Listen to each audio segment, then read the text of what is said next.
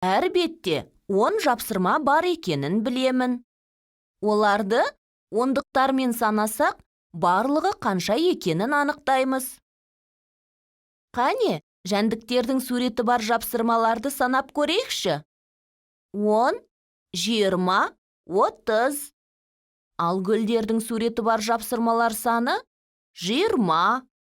Барлығы неше жапсырма екенін қалай білуге болады?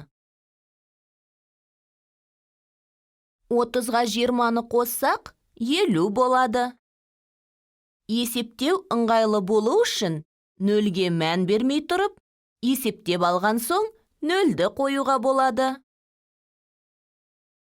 Осылай біз дұрыс жауапты табамыз. 40-қа 40-ты қоссақ, неше болады?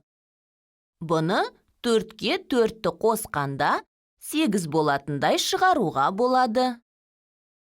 Демек, 40-қа 40-ты қоссақ, 80 болады. Енді ондықтарды азайтып көрейік.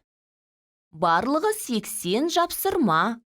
Егер 20 жапсырманы алып тастасақ, неше жапсырма қалады? 80-нен 2 ондықты азайтамыз.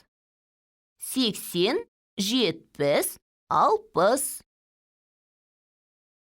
80-нен 20-ны азайтсақ, 60 болады. Егер 50-ден 40-ты алсақ, қанша болады? Дұрыс, 5-тен 4-ті азайтсақ, 1 болады. Ал 50-ден 40-ты алсақ, 10 болады. Бірліктен бірлікті, ондықтан ондықты азайтамыз.